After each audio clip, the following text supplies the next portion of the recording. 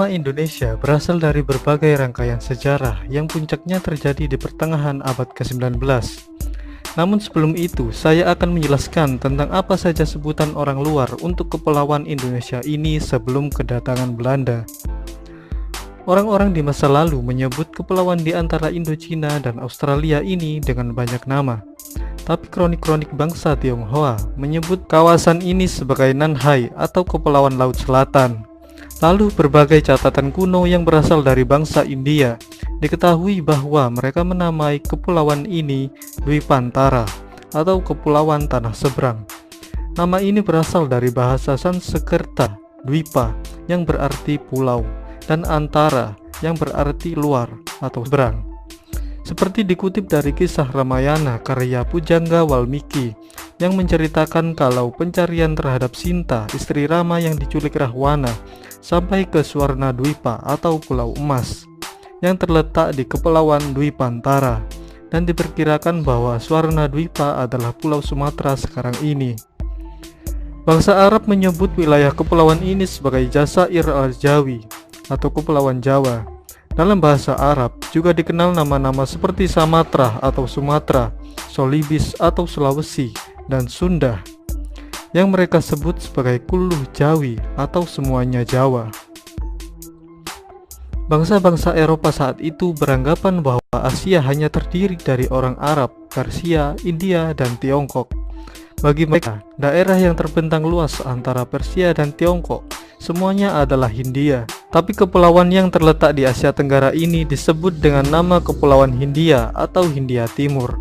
Kemudian daerah yang berada di bawah jajahan Belanda memiliki nama resmi Nederlands Indie atau Hindia Belanda. Pada tahun 1847 di Singapura, terbitlah sebuah majalah ilmiah tahunan yang di dalamnya terdapat artikel berjudul Journal of the Indian Archipelago and Eastern Asia yang dikelola oleh James Ricketson Logan, seorang asal Skotlandia. Kemudian pada tahun 1849, seorang ahli etnologi dari Inggris, George Samuel Windsor Earl, menggabungkan diri sebagai redaksi majalah JIAEA, yaitu majalah yang menerbitkan artikel tadi. Dalam majalah itu, pada volume 4 tahun 1850, di halaman 66-74, George menulis artikel berjudul On the Leading Characteristic of the Papuan, Australian and Malay Polynesian Nation. Dalam artikelnya itu, George menegaskan bahwa sudah tiba saatnya bagi penduduk Kepulauan Hindia atau Kepulauan Melayu untuk memiliki nama yang khas, sebab nama Hindia tidaklah tepat dan sering salah paham dengan penyebutan India yang lain. George mengajukan dua pilihan nama, yaitu Indonesia atau Malayunesia.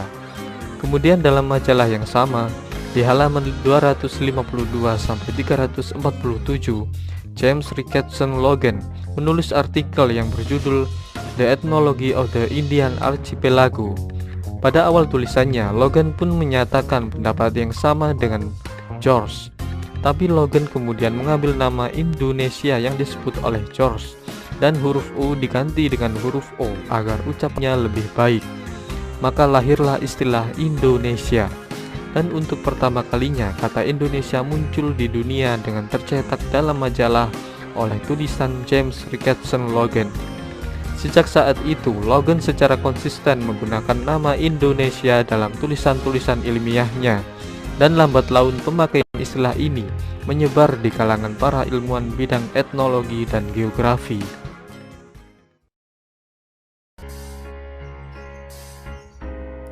Pada tahun 1884, guru besar etnologi di Universitas Berlin yang bernama Adolf Bastian menerbitkan buku berjudul Indonesian Other die Insel des Malaysian Archipel.